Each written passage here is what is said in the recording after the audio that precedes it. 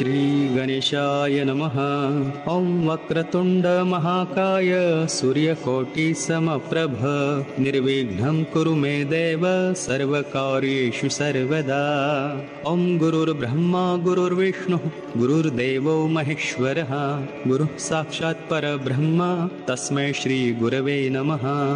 ॐ सर्वमङ्गलमाङ्गल्ये शिवे सर्वार्थसाधिके शरण्ये त्र्यम्बके गौरी नारायणी नमोस्तुते। ॐ सर्वेऽपि सुखिनः सन्तु सर्वे सन्तु निरामयः सर्वे भद्राणि पश्यन्तु मा कश्चित् दुःखभाग् भवेत्। ॐ श्रीमन्महागणाधिपतये नमः। ॐ लक्ष्मीनारायणाभ्यां नमः। ॐ उमामहेश्वराभ्यां नमः। ॐ वाणीहिरण्यगर्भाभ्यां नमः। ॐ शशिपुरन्दराभ्यां नमः। ॐ मातृपितृचरणकमलेभ्यो नमः। ॐ इष्टदेवताभ्यो नमः। ॐ कुलदेवताभ्यो नमः। ॐ ग्रामदेवताभ्यो नमः। ॐ वास्तुदेवताभ्यो नमः। ॐ स्थानदेवताभ्यो नमः। ॐ सर्वेभ्यो देवेभ्यो नमः। ॐ सर्वेभ्यो ब्राह्मणेभ्यो नमः। ॐ सिद्धिबुद्धिसहिताय श्रीमन्महागणाधिपतये नमः।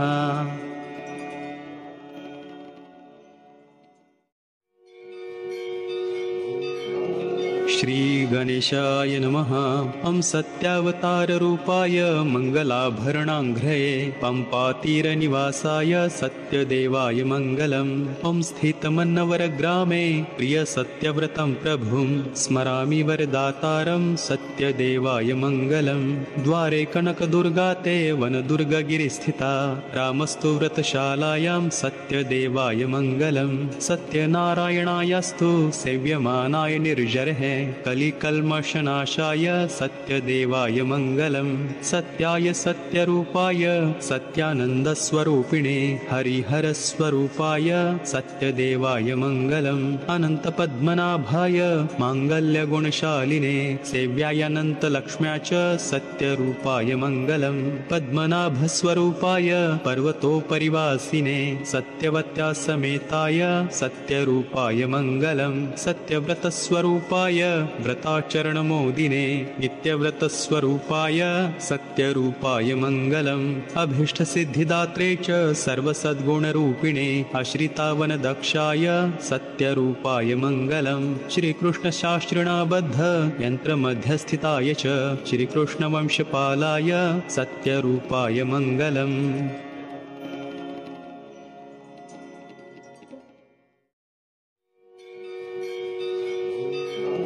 श्रीगणेशाय नमः। ॐ नमो विघ्नराजाय सर्वसौख्यप्रदायिने दुष्टारिष्टाविनाशाय पराय परमात्मने लम्बोदरं महावीर्यं नागयज्ञोपशोभितम् अर्धचन्द्रधरं देवं विघ्नव्यूहविनाशनम्। ॐ ह्रां ह्रीं ह्रं ह्रैं ह्रौं ह्रः हेरम्बाय नमो नमः। सर्वसिद्धिप्रदोषि त्वं सिद्धिबुद्धिप्रदो भव। चिन्तितार्थप्रदस्तवं हि सततं मोदकप्रियः सिन्दूरारुणवस्त्रे च पूजितो वरदायकः। इदं गणपतिस्तोत्रं यः पठेत् भक्तिमान् नरः तस्य देहं च गेहं च स्वयं लक्ष्मीर्नमुच्यते।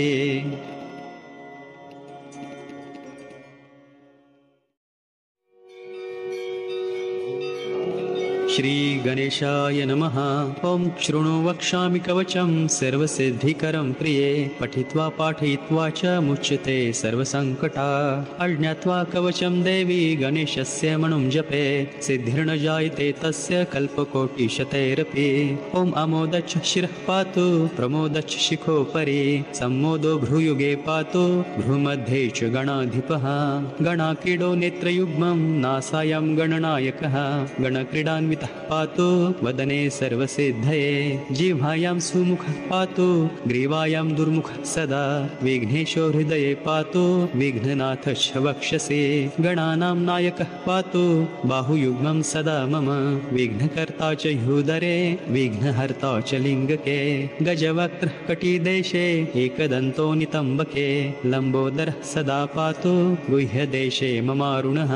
व्यालयज्ञोपवीतिं मां पातु पादयुगे सदा जापकः सर्वदा पातु जानुजङ्घे गणाधिपः हरिद्रः सर्वदा पातु सर्वाङ्गे गणनायकः य इदं प्रपठे नित्यं गणेशस्य महेश्वरी कवचं सर्वसिद्धाख्यं सर्वविघ्नविनाशनं सर्वसिद्धिकरं साक्षात् सर्वपापविमोचनं सर्वसम्पत्प्रदं साक्षात् सर्वदुःखविमोक्षणं सर्वापत्तिप्रशमनं सर्वशत्रुक्षयंकरं ग्रहपीडाज्वरारोगा यैशान्यगुह्यकादयः पठनाद्धारणाद्देव नाशमायन्ति तत्क्षणात् धनधान्यकरं देवी कवचं सुरपूजितं समं नास्ति महेशानि त्रैलोक्यकवचस्य च हरिद्रस्य महादेवी विघ्नराजस्य भूतले किमन्यैर्सदा लापैर्त्रायुर्व्ययतामिया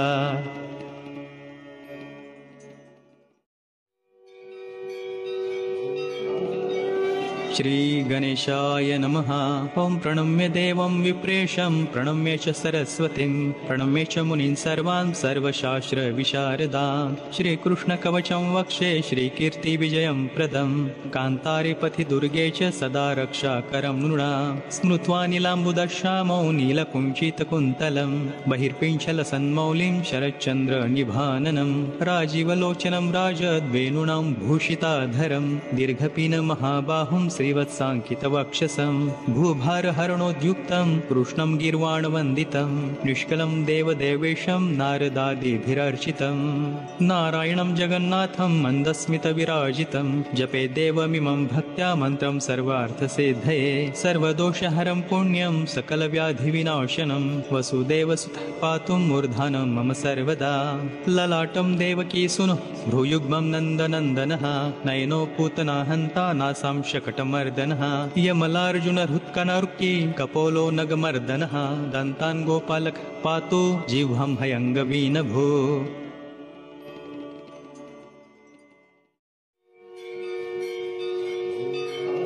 श्री गणेशाय नमः। ॐ दुर्गे दुर्गप्रदेशेषु दुर्वाररिपुमर्दिनी मर्दयित्री रिपुश्रीणां रक्षां कुरु नमोऽस्तु ते पथि देवालये दुर्गे अरण्ये पर्वते जले सर्वत्रोपगते दुर्गे दुर्गे रक्ष नमोऽस्तु ते दुःस्वप्ने दर्शने घोरे घोरे निष्पन्नबन्धने महोत्पाते च नरके दुर्गे रक्ष नमोऽस्तु ते व्याघ्रोरगवराहानि निरहादिजनसङ्कटे ब्रह्मा विष्णुसुते दुर्गे दुर्गे रक्ष नमोऽस्तु ते खेचरा मातः सर्वं भूचराच तिरोहितः ये त्वं समाश्रितास्तां त्वं दुर्गे रक्ष नमोऽस्तु ते कंसासुरपुरे घोरे कृष्णरक्षणकारिणि रक्ष रक्ष सदा दुर्गे दुर्गे रक्ष नमोऽस्तु ते अनिरुद्धस्य रुद्धस्य दुर्गे बाणपुरे पुरा वरदे त्वं महाघोरे दुर्गे रक्ष नमोऽस्तु ते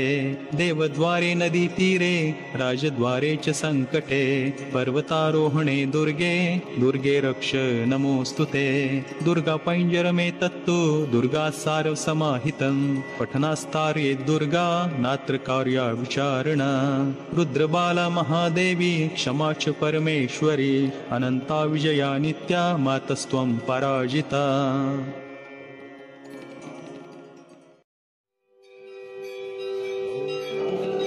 श्री गणेशाय नमः। ॐ नमो बुधाय विष्ण्याय सोमपुत्राय ते नमः रोहिणी गर्भसम्भूत कुङ्कुमुच्छ विभूषित सोमप्रिया सुतानेक शास्त्रापारगवित्तम रोहिणेय नमस्तेस्तु ईशाकामुकसूनवे पीतवस्त्रपरिधान स्वर्णतेजो विराजित स्वर्णमालाभरण स्वर्णदान करप्रिय नमो प्रतिमरूपाय रूपाणां प्रियकारिणे विष्णुभक्तिमते तुभ्यं चेन्दुराज प्रियंकर सिंहासनस्थो वरद कर्णिकार समुद्युतिः खड्गचर्म गदापाणि सौम्यो वस्तु सुखप्रदः स्थिरासनो महाकाय सर्वकर्मावबोधकः विष्णुप्रियो विश्वरूपो महारूपो महेश्वरः बुधाय विष्णुभक्ताय महारूपधराय च सोमात्मजस्वरूपाय पीतवस्त्रप्रियाय च अग्रवेदि दीर्घश्मश्रुर्हेमाङ्ग कुङ्कुमच्छविः सर्वपूज्यो ग्रहेश्वरः सत्यवादी खड्गहस्तो ग्रहपीडानिवारकः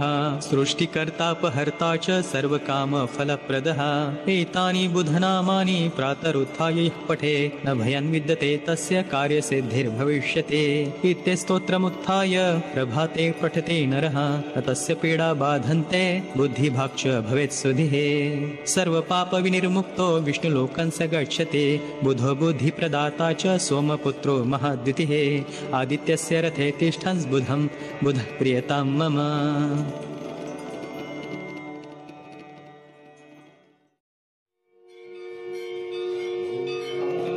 श्री गणेशाय नमः। ओम शिरो मे विठ्ठल पातु कपोलमुद्गर प्रियः नेत्रयोर्विष्णुरूपी च वैकुण्ठो घ्राणमेव च मुनिसेव्य मुखं पातु दन्तपङ्क्तिं सुरेश्वरः विद्याधीशस्तु मे जिह्वां कण्ठौ विश्वेशवन्दितः व्यापको हृदयं पातु स्कन्धो पातु सुखप्रदः भुजो मे नृहरिः पातु करो च सुरनायकः मध्यं पातु सुराधीशो नाभिं पातु सुरालयः सूरवन्धकटी पातु जानुनी कमलासनः जङ्घे पातु ऋषिकेशः पादो पातु त्रिविक्रमः निखिलं च शरीरं मे पातां गोविन्दमाधवो अकारो व्यापको विष्णुरक्षरात्मक एव च पावकः सर्वपापानामकाराय नमो नमः तारकः सर्वभूतानां धर्मशास्त्रेषु गीयते पुनातु विश्वभुवनम् ओङ्काराय नमो नमः मूलप्रकृतिरूपाय महामाया च वैष्णवी तस्या बीजेन संयुक्त यकाराय नमो नमः वैकुण्ठाधिपतिः साक्षात् वैकुण्ठपददायकः वैजयन्ती समायुक्तो विकाराय नमो नमः स्नातः सर्वेषु तीर्थेषु कुतो यज्ञादिकर्मसु पावनो द्विजपङ्क्तीनां ठकाराय नमो नमः वाहनं गरुडो यस्य भुजङ्गं शयनं तथा वामभागे च लक्ष्मी च लकाराय नमो नमः नारदादिसमायुक्तं वैष्णवं परमं पदं लभते मानवो नित्यं वैष्णवं धर्ममाश्रितः व्याधयो विलयं यान्ति पूर्वकर्मसमुद्भवः भूतानि